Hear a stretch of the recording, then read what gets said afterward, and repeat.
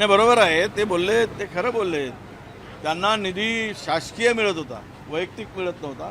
कदाचित असं त्यांचा बोलण्याचा रूप असावा. काल आम्ही पाहिलंय की कोणत्या खासदाराला किती निधी दिला गेला आणि ते खर्चसुद्धा झालेला नाही आणि तरी निधी मिळत नाही ही बोंब मारणं मला वाटतं की उचित नाही. आता ऑपरेशन टायगर, आता मला वाटतं की वाघाचं पोट भरलं असेल तर वाघाने आता पुन्हा नव्यानं ऑपरेशन करू नये अशी अनेकांची इच्छा आहे. एकूणच राजकारण ज्या दिशेने चाललेलं आहे देशातील, राज्यातील, मला वाटतं की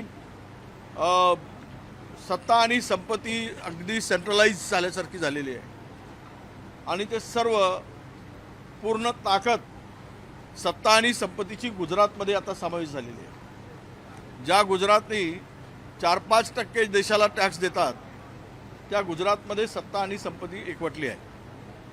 भविष्यात मला ही सगळी परिस्थिती पाहून असं वाटतं, one party one nation no election या परिस्थितीला भविष्यात सामोरं जावं लागेल आणि ती परिस्थिती आता सध्या या सगळ्या राजकीय परिस्थितीतून दिसते आहे. ज्या पद्धतीनं फोडाफोडी चालली, ज्या पद्धतीनं राजकारण चाललं, धर्मेंद्र प्रधानच्या राजीनाम्यासाठी सगळी तरुणाई रस्त्यावर उतरली. नीट पेपर फुटल्यानंतर जो एक्झाममध्ये गोंधळ झाला, कुरियनचा राजीनामा घेताय कोण पण न मागता किंवा न देता, आणि धर्मेंद्र प्रधानचा राजीनामा का घेत नाही? म्हणजे यांची हुकुमशाहीची पद्धत आहे. काही चुका केल्या तरी आम्ही करू तीच पूर्व दिशा किंवा आम्ही म्हणू तेच होईल. किती ओरडा, किती बोंबा मारा, काही करा, आम्ही ऐकणार नाही. आता तरुण रस्त्यावर उतरलेला आहे. याचा द एंड काय होतो ते पुढच्या काळात दिसेल. आणि असं आहे, महाराष्ट्रामध्ये ज्या पक्षांना मोठं होता येईल त्या पक्ष मोठा होण्याचा प्रयत्न सत्तेतील करतो आहे आणि कितीही मोठा झाला पक्ष कोणताही तरी त्याला भाजपाच्या पंखाच्या सावलीतच राहावं लागेल. त्याला हवा तेवढा सूर्यप्रकाश मिळेलच असं म्हणता येत नाही आणि तो मिळवू देणार नाही. त्यामुळे मला नाही वाटत की शिंदेची भीती भाजपला असेल, शिवसेनेची भीती शिंदेच्या, असं मला दिसत नाही. कारण तसे आपण दोष कोणावर द्यायचा?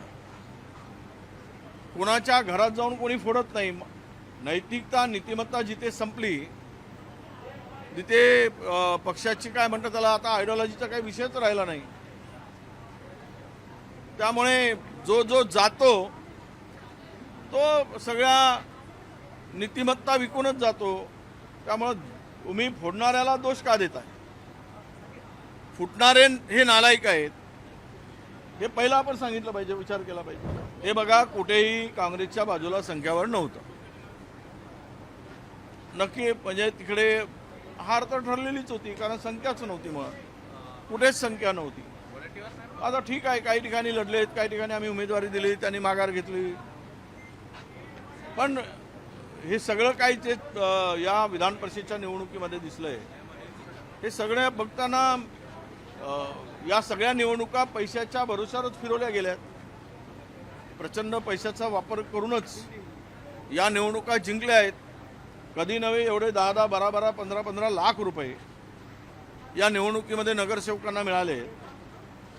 म्हणजेच आता या निवडणुका भविष्यात कराव्या की नाही किंवा सत्ताधारी करत असतील तर आपण त्या निवडणुकीमध्ये उभं करायचं, उमेदवार उभे करायचं की नाही या संदर्भात गांभीर्यानं विचार करावा लागेल. असे मला या संदर्भात प्रश्न विचारण्यापेक्षा मी त्यांनी जागा कुठे शोधावी, कुठे शिवसेना नव्यानं भवन बांधावा, हो त्या पक्षाचा प्रश्न आहे.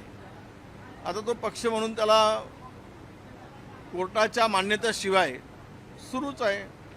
चिन्ह आहेच, निवडणुका होत आहेत, अनेक लोक त्या पक्षामध्ये सहभागी होत आहेत. त्यामुळे कदाचित त्यांना नवीन भवन बांधायचं असेल, त्याच्याकडे मी कोणत्या नजरेनं बघण्यापेक्षा महाराष्ट्र कुठल्या नजरेनं बघतो हे येणाऱ्या काळात समजेल. जो जीता वही सिकंदर, हार गया वो बन गया बंदर. तो बंदर को कौन पूछेगा, सिकंदर को ही पूछा जाएगा. त्यामुळं सिकंदर जिथे आहे तिकडे सगळे धावतील. याला काही आता तुम्ही याला कुठल्या नजरेनं बघायचं ते बघा. असं आहे की राजकारणात आता बेशरमाच्या झाडांची संख्या खूप वाढायला लागली आहे. ते बेशरमाचं एक झाड आहे, ती संख्या खूप वाढायला लागली. ती झाडाला दोष देण्यापेक्षा बेशरम नावाचे माणसं जास्त तयार व्हायला लागले. त्यामुळे दोष कुणाला द्यायचा हा प्रश्न.